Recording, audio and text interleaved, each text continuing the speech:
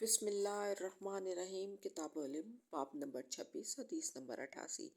باب الرحلتی فی المسألتی النازلتی و تعلیم علیہ۔ ترجمہ: درپیش مسئلے کے لیے سفر کرنا اور اپنے اہل کو تعلیم دینا۔ حضرت عقبہ بن حارث رضی اللہ عنہ سے روایت ہے، انہوں نے ابو ایحاب بن عزیز کی بیٹی سے نکاح کیا تو ایک عورت آئی اور کہنے لگی، میں نے عقبہ اور اس کی بیوی کو دودھ پلایا ہے۔ حضرت عقبہ بن حارث رضی اللہ عنہ نے کہا، مجھے تو علم نہیں کہ تو نے مجھے دودھ پلایا ہے اور نہ ہی پہلے تو نے اس کی خبر دی۔ پھر حضرت عقبہ رضی اللہ عنہ سوار ہو کر رسول اللہ صلی اللہ علیہ وآلہ وسلم کے پاس مدینہ منورہ آ گئے اور آپ سے مسئلہ پوچھا۔ رسول اللہ صلی اللہ علیہ وآلہ وسلم نے فرمایا، تو اس عورت سے کیسے صحبت کرے گا جبکہ ایسی بات کہی گئی ہے؟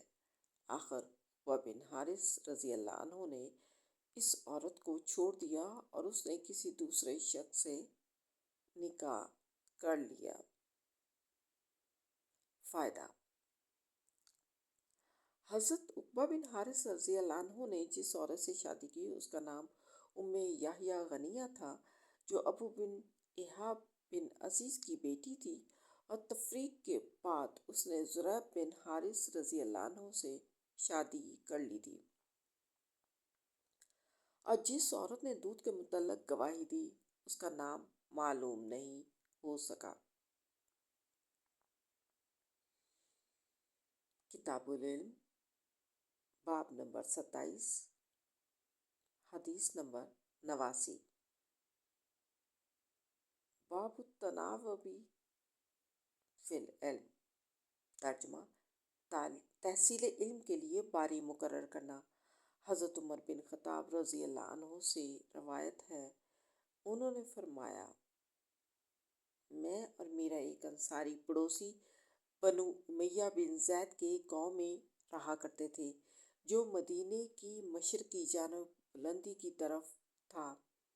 ہم رسول اللہ صلی اللہ علیہ وآلہ وسلم کی خدمت میں باری باری آتے تھے۔ ایک دن وہ آتا اور ایک دن میں۔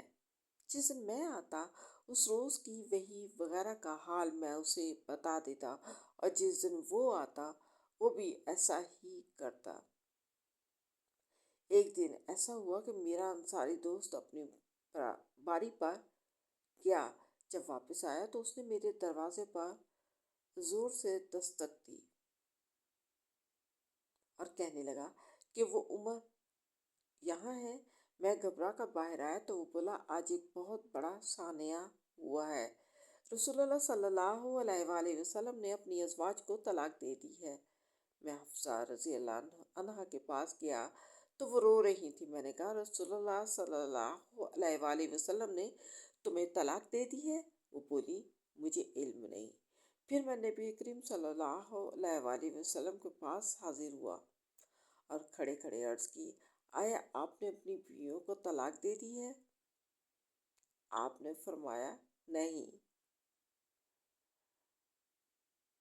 تو میں نے مارے خوشی کے اللہ اکبر کہا۔ صحیح البخاری۔